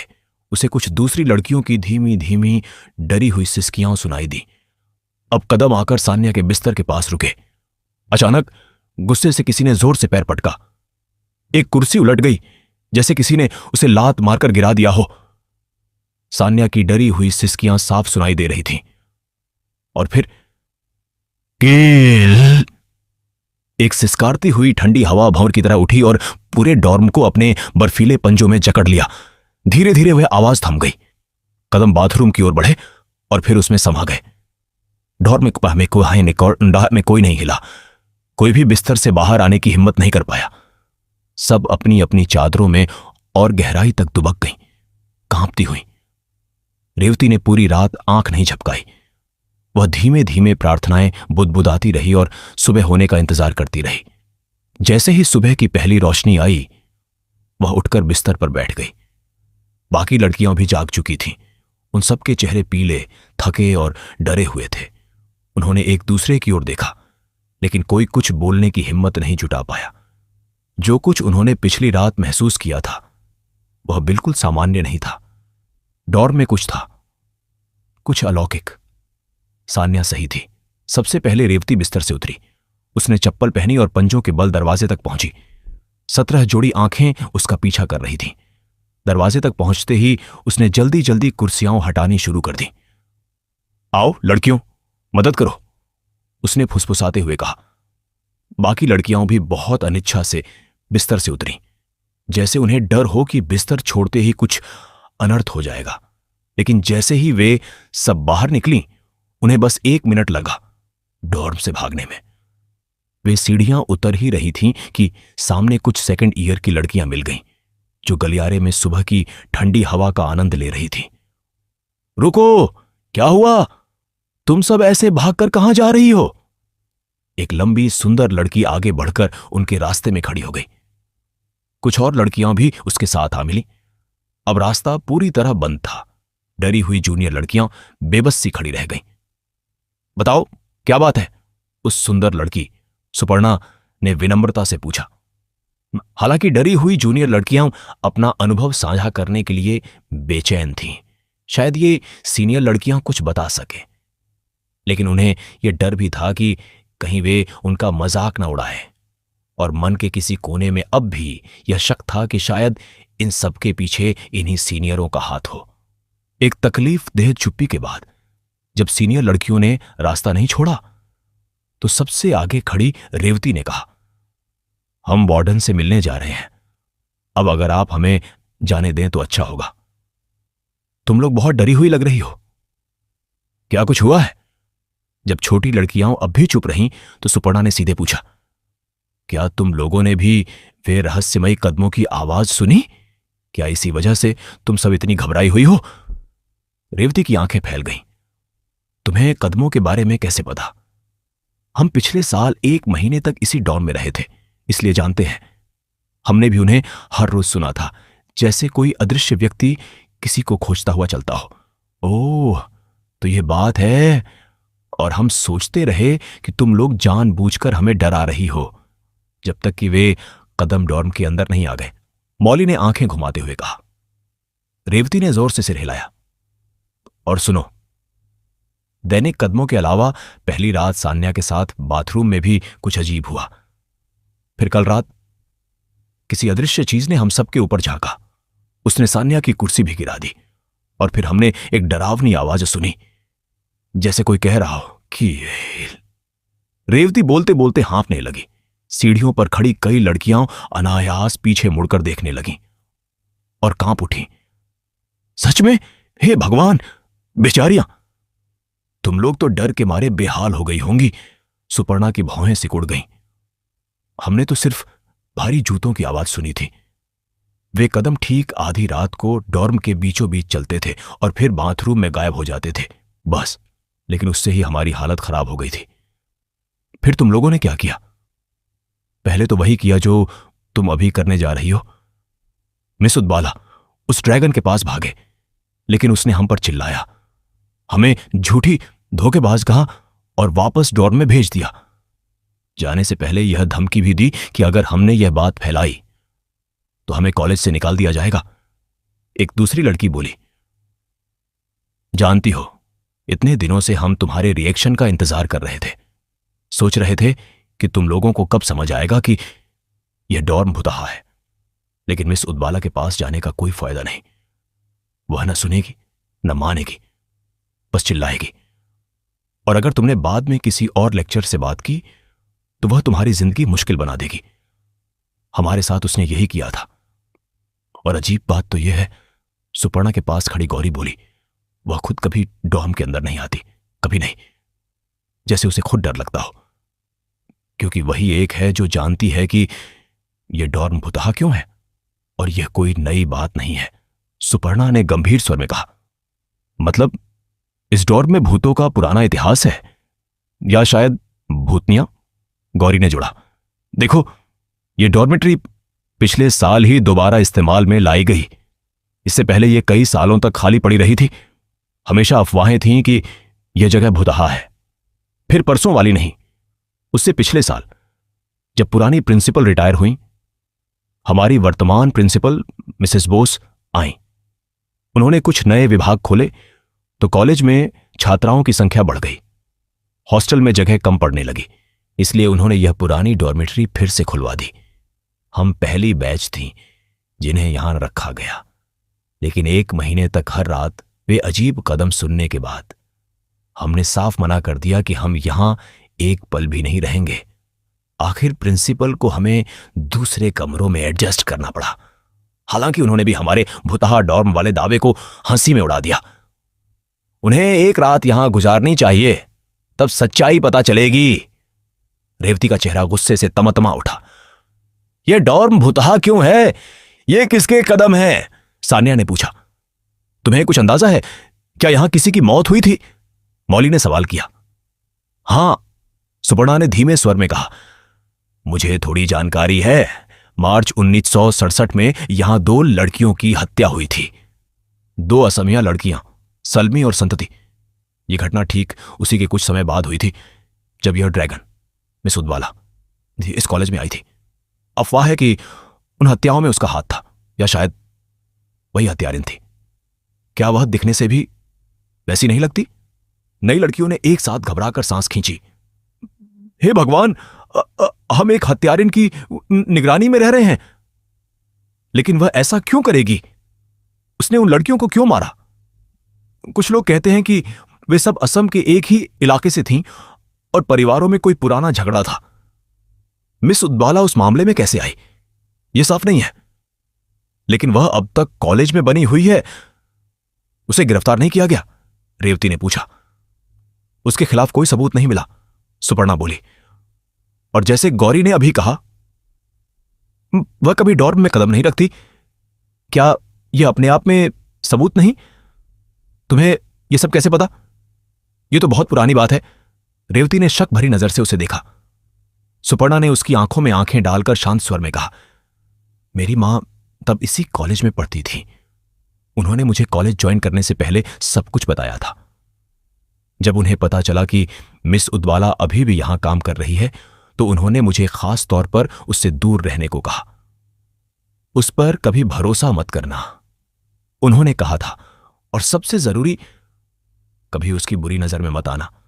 वह बहुत प्रतिशोधी है, उसे दूरी बनाकर रखना।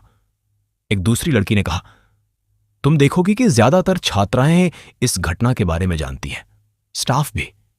यह बात साल दर साल आगे बढ़ती आई है, इसलिए हर कोई उससे दूरी बनाए रखता है। तो उस ड्रैगन का कोई दोस्त नहीं? मौली ने घृणा से फुसफुसाया। ऐसी खतरनाक औरत से दोस्ती कौन करेगा?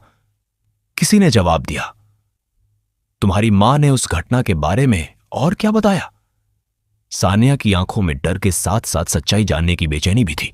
सुपर्णा ने कहना शुरू किया, सलमी और संतति मेरी मां की सहपाठी थी। उस मनहूस दिन पूरी क्लास पिकनिक पर गई थी, सिवाय उन दोनों के। उनमें से एक, मेरा ख्याल है संतति, नाश्ता करने के बाद अचानक बीमार पड़ गई थी। सोचो जरा, वही खाना सबने खाया, लेकिन फूड पॉइजनिंग सिर्फ एक लड़की को हुई। क्या यह संदिग्ध नहीं? बहुत अजीब है, जैसे किसी ने जानबूझकर झड़ दिया हो। बिल्कुल। फिर उसकी बहन सलमी उसके साथ रुक गई, या शायद मिस उदवाला ने ही उससे कहा होगा कि बहन का ध्यान रखे। मिस उदवाला भी पिकनिक पर नहीं गई थी। जब मेरी मां और बाकी लड़कियां शाम को वापस लौटी तो उन्होंने दोनों बहनों को इसी डॉर्म में मृत पाया। संतति अपने बिस्तर पर मरी पड़ी थी और सलमी बाथरूम के फर्श पर मिली। शायद वह अपनी जान बचाने के लिए वहां भागी थी। किसी ने बड़ी बेरहमी से दोनों की हत्या की थी। उनके गले काट दिए गए थे। वह सान्या के बिस्तर की ओर चली गई, जो रेवती के बगल में था, और उसी पर लेट गई ताकि वह समूह के पास रह सके। वह बातचीत से कुछ भी मिस नहीं करना चाहती थी, लेकिन तभी अचानक वह जोर से हांफी और झटके से उठ बैठी, जिससे सबका ध्यान उसकी ओर चला गया। लड़कियों में एकाएक हलचल मच गई। कुछ ने घबराकर सांस खींच ली, कुछ चीख पड़ी। मौली का चेहरा खून की बूंदों से ढका हुआ था, मानो किसी ने उसके चेहरे पर खून छिड़क दिया हो। कुछ को तो ऐसा लगा जैसे उसके चेहरे के रोम रोम से खून रिस रहा हो। पहले सदमे के बाद रेवती के मुंह से शब्द निकले, मौली, तुम्हें क्या हुआ? क्या तुम्हें कोई गंभीर त्वचा रोग है? क्या ऐसा तुम्हारे साथ अक्सर होता है?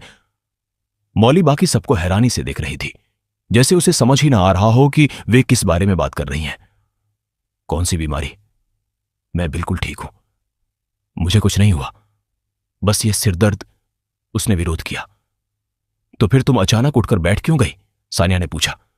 मुझे लगा जैसे किसी गीली चीज ने जोर से मेरे चेहरे पर छींटा मारा हो, इसलिए, वरना मैं बिल्कुल ठीक हूं। लड़कियां एक दूसरे का चेहरा देखने लगीं और पीली पड़ गईं। क्या वह सच कह रही थी? जाओ, अभी जाकर चेहरा धो लो, रेवती ने आदेश दिया।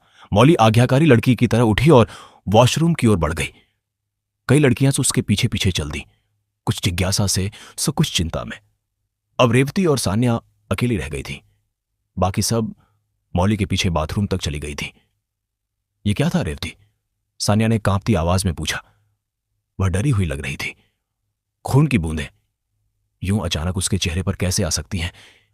एक दो नहीं, बहुत सारी, जैसे किसी ने उस पर खून स्प्रे कर दिया हो। वह उलझन में सिर हिलाने लगी। रेवती ने खुद को संभालते हुए कहा, तर्क से सोचो सान्या, खून शरीर के अंदर बनता है, हवा में नहीं। यूं अचानक कहीं से प्रकट नहीं हो सकता। मुझे लगता है मौली को कोई बीमारी है, वह हमसे छिपा रही है। फिर वह बोली, याद है उसने कहा था उसे सिरदर्द है। जरूर दोनों बातों का कोई संबंध है। अचानक वह सान्या के बिस्तर की ओर बढ़ी और जांच करने लगी। बिस्तर बिल्कुल साफ था, वहां कुछ भी असामान्य नहीं दिखा। वह खुद उस पर बैठ गई। सान्या भी उसके पीछे आ गई। देखो, यहां कुछ नहीं है, सब सामान्य है। मौली झूठ बोल रही है, उसे जरूर कोई त्वचा रोग है। रेवती ने बिस्तर थपथपाया। सान्या झिझकते हुए उसके पास बैठ गई। दोनों कुछ मिनट तक यूं ही साथ बैठी रही। फिर धीरे धीरे सान्या की आंखें बोझिल होने लगीं। मेरा सिर भारी लग रहा है, उसने कहा। रेवती ने देखा कि सान्या अपने बिस्तर पर ही लेट गई और आंखें बंद कर लीं। तभी तक जो लड़कियां बाथरूम गई थीं, वे लौट रही थीं। वे साफ तौर पर बहुत घबराई हुई थीं। मौली भी उनके साथ थी। वह रो रही थी और कांप रही थी। रेवती का ध्यान उनकी ओर गया और ठीक उसी क्षण उसे अपने बहुत पास कहीं से एक भर्राई हुई भुतही फुसफुसाहट सुनाई दी। तुम्हें इसकी कीमत चुकानी पड़ेगी। उसी पल सान्या एक तेज हाँफ के साथ उठ बैठी। रेवती ने बस एक नजर उसके चेहरे पर डाली और चीख उठी। सान्या का चेहरा खून से सना हुआ था। सिर्फ कुछ बूंदे नहीं, बल्कि खून के बड़े बड़े धब्बे, जैसे किसी ने मुट्ठी भर खून उसके चेहरे पर पोत दिया हो। एक स्वाभाविक प्रतिक्रिया में सान्या का हाथ अपने चेहरे की ओर गया। उसने धीरे से अपने गाल को उंगलियों से पोंछा। फिर देखा, उसकी उंगलियां खून से लथपथ थीं। उसके मुंह से घुटी हुई उल्टी जैसी आवाज निकली। वह अपनी खून लगी उंगलियों को ऐसे घूरने लगी जैसे उसकी आंखें बाहर निकल आएंगी। फिर उसका ध्यान रेवती के पीछे किसी चीज की ओर गया। वह रेवती के पीछे किसी अदृश्य वस्तु को घूरने लगी और फिर कांपते हुए उल्टियां करने जैसी आवाजें निकालने लगी। बाकी लड़कियां, जो अब तक इस अलौकिक भय को महसूस कर चुकी थीं, चीखती चिल्लाती एक दूसरे पर गिरती पड़ती डॉर्मेट्री से बाहर भाग गईं।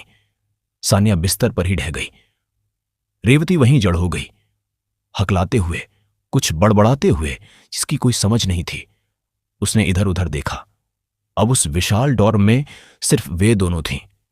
वह भी उस हॉल से भाग जाना चाहती थी, जो अचानक अजीब तरह से शांत और बर्फ सा ठंडा हो गया था। लेकिन वह सान्या को अकेला छोड़ नहीं सकती थी। तभी पास ही कहीं से एक मजाक उड़ाती हुई हंसी की आवाज उभरी।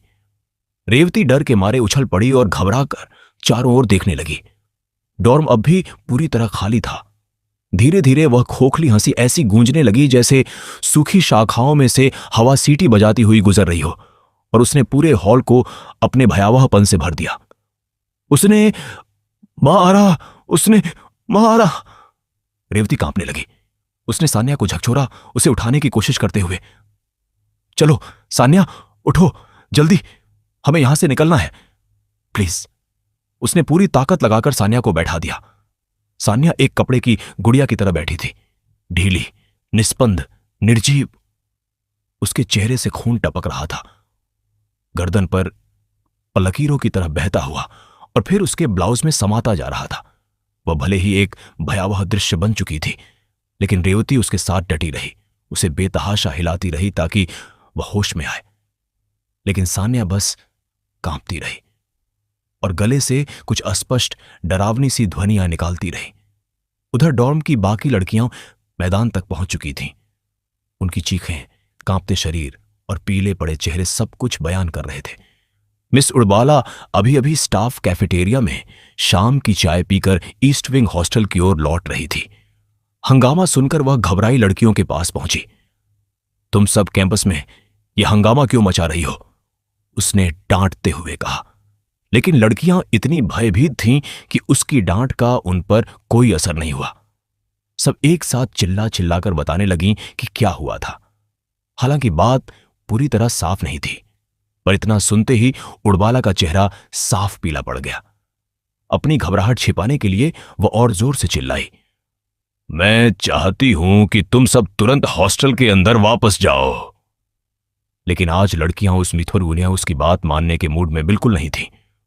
समझते हुए कि मिस उड़बाला से बात करना बेकार है, कुछ लड़कियां भागती हुई प्रिंसिपल के ऑफिस पहुंची और जो कुछ उन्होंने देखा था उसकी खबर दी। दयालु प्रिंसिपल मिसेस बोस तुरंत कुछ कॉलेज लेक्चर्स के साथ ईस्ट विंग हॉस्टल की ओर दौड़ी। तब तक हॉस्टल के बाहर लड़कियों की एक बड़ी भीड़ जमा हो चुकी थी। मिस उड़बाला चुपके से वहां से खिसकने की कोशिश कर रही थी, तभी कॉलेज प्रिंसिपल वहां पहुंच गई। मैम, रेवती और सान्या अभी भी डॉर्मेट्री में हैं, नित्या ने घबराई आवाज में प्रिंसिपल को बताया। वे खतरे में हैं मैम, प्लीज कुछ कीजिए। मौली रो पड़ी। मेरे साथ आइए, मिसेस बोस ने मिस उड़बाला की ओर देखकर अपने अधिकारपूर्ण स्वर में कहा। बाकी 2 लेक्चरर्स भी आगे बढ़ी। वे सब प्रवेश द्वार की ओर भागी। मिस उडवाला अपनी जगह से हिली तक नहीं। मिसेस बोस दरवाजे पर रुककर चिल्लाई, मिस उडवाला बोरा, आपको क्या हो गया है? आप इस हॉस्टल की वार्डन हैं और लड़कियों की सुरक्षा आपकी जिम्मेदारी है। जल्दी आइए, हमें देखना होगा कि डॉर्म में क्या हो रहा है। अब उसके पास कोई विकल्प नहीं बचा था। मिस उडवाला अनमने कदमों से प्रिंसिपल के पीछे चल पड़ी। हॉस्टल के बाहर खड़ी लड़कियों की भीड़ ने उसकी झिझक साफ देख ली, कैसे वह भारी कदमों से डरते डरते अपने वरिष्ठ अधिकारी के पीछे जा रही थी। समूह इमारत के भीतर गायब हो गया। किसी छात्रा ने उनके पीछे जाने की हिम्मत नहीं की। किसी ने भी नहीं। फैकल्टी सदस्य सीढ़ियां चढ़ते हुए हाँफती फूलती डॉर्मेटरी के दरवाजे तक पहुंची। उन्होंने देखा रेवती सान्या को बिस्तर से उठाने की जद्दोजहद कर रही थी। मिसेस बोस तुरंत उनकी मदद को दौड़ी। बाकी 2 लेक्चरर्स भी आगे बढ़ी। मिस उडवाला दरवाजे पर ही खड़ी रही। वह डॉर्म के भीतर आने को तैयार नहीं थी। तीनों बुजुर्ग महिलाओं ने सान्या की हालत देखकर सन्न रह गईं। रेवती, सान्या के चेहरे पर इतना खून कैसे आया? प्रिंसिपल ने पूछा। रेवती और सान्या दोनों सूखे पत्तों की तरह कांप रही थी। मिस उडवाला, आप दरवाजे के बाहर क्या कर रही हैं? अंदर आइए और लड़कियों की मदद कीजिए।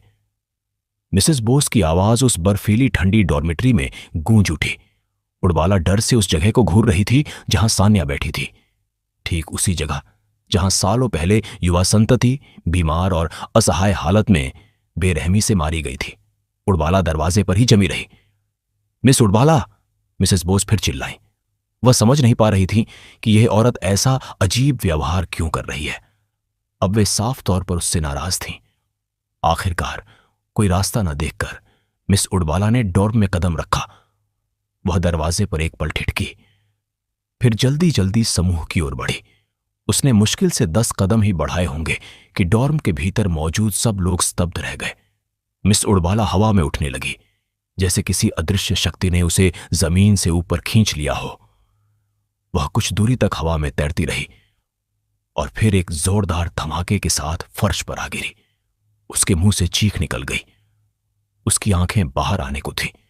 मुंह पूरी तरह खुला हुआ था और वह अपने सामने किसी ऐसी चीज को चरम आतंक में घूर रही थी जिसे बाकी कोई देख नहीं पा रहा था। इस सब, उसके होंठ बमुश्किल हिले। तुम इसकी कीमत चुकाओगी? मारा। डॉर्मेटरी में एक रूह कंपा देने वाला कंपन उठ खड़ा हुआ, जिसने सबके खून को जमा दिया। मिसेस बोस और दोनों लेक्चरर्स आतंकित होकर चारों ओर देखने लगी, उस आवाज का स्रोत ढूंढने के लिए। अन आंखों से आंसू बहाते हुए रेवती ने सान्या को अपनी बाहों में जकड़ लिया, जैसे उसे बचा रही हो। सान्या अब भी निस्पंद बैठी थी, एकदम स्तब्ध। फिर भयभीत समूह ने देखा मिस उडवाला के दोनों हाथ अचानक सीधे आगे की ओर तन गए और फिर वह अदृश्य शक्तियों द्वारा घसीटी जाने लगी, सीधे बाथरूम की ओर। उसके मुंह से खून बहना शुरू हो गया, जो उसकी गर्दन पर लुढ़कता हुआ नीचे आने लगा। वह ढीली पड़ गई। अब तक जड़ हो चुकी मिसेस बोस सबसे जोर से चीखी। मिस उडवाला को घसीटते हुए बाथरूम तक ले जाया गया और फिर अंदर। उसके पीछे बाथरूम का दरवाजा जोरदार धमाके से बंद हो गया। जितनी भी थोड़ी बहुत हिम्मत बची थी, उसे समेटकर प्रिंसिपल, लेक्चरर्स और रेवती ने मिलकर सान्या को उठाया और उस भुतहा डॉर्म से बाहर भागी। सान्या लगातार बड़बड़ा रही थी, खून, खून, गर्दनें, गो, गो। सान्या ही एकमात्र ऐसी इंसान थी जिसने मिस उडवाला के अलावा संतति और साल्मी की आत्माओं को देखा था। उनकी कटी हुई गर्दनों से खून टपक रहा था जब वे मिस उडवाला को घसीट कर ले जा रही थी। वह दृश्य उसके दिमाग पर अंतिम बार साबित हुआ। उसका मन ऐसे सदमे में टूट गया कि वह कभी ठीक नहीं हो सका। वे ही आखिरी शब्द थे जो सान्या ने जीवन में कभी बोले। वह इतनी बुरी तरह आघातग्रस्त हो चुकी थी कि उसकी वाणी चली गई। वह पूरी उम्र के लिए एक गूंगी, निष्प्राण, प्रतिक्रियाहीन देह बनकर रह गई, ठीक उसी पत्थर की मूर्ति की तरह जिसे रेवती ने अपने सपने में देखा था। इमारत से बाहर आते ही मिसेस बोस ने खुद को संभाला और कुछ गार्ड्स को डॉर्मेट्री में भेजा ताकि वे मिस उडवाला की मदद कर सकें। उन्हें अंदर हुई भयानक घटना के बारे में कुछ नहीं बताया गया। बस इतना कहा गया कि जाकर टॉयलेट्स चेक करें। जब गार्ड्स डॉर्मेट्री तक पहुंचे तब तक मिस उडवाला के लिए बहुत देर हो चुकी थी। वह टॉयलेट के पहले क्यूबिकल में मृत पड़ी थी, ठीक उसी जगह जहां 22 साल पहले साल्मी की हत्या हुई थी। उसके खुले मुंह से खून रिस रहा था, उसकी जीभ बाहर लटक रही थी, उसकी आंखें पूरी तरह खुली हुई थीं, फटी उभरी हुई। वह दृश्य इतना भयानक था कि देखने वालों के रोंगड़े खड़े हो जाए। ऐसा लग रहा था जैसे उसकी आत्मा को उसके शरीर से जबरन नोचकर निकाल लिया गया हो। ईश्वर का न्याय हुआ था, उसे अपने कर्मों की कीमत चुकानी पड़ी। शायद भूतों और मिस उडवाला के अलावा किसी को यह पता नहीं था कि उन 2 मासूम लड़कियों की हत्या उपेंद्र गोहाइन के कहने पर हुई थी, जो मारी गई लड़कियों के पिता का चचेरा भाई था और अब सान्या का दादा। जब उपेंद्र ने उस घिनौने षड्यंत्र की शुरुआत की थी तब उसने कभी सोचा भी नहीं था कि एक दिन उसे भी उसी पीड़ा में तड़पना पड़ेगा जब वह अपनी प्यारी पोती को पत्थर बनी हुई देखेगा, और तभी उसे समझ आएगा कि दूसरों को दर्द देना आसान है, लेकिन वही दर्द खुद सहना कितना असह्य होता है।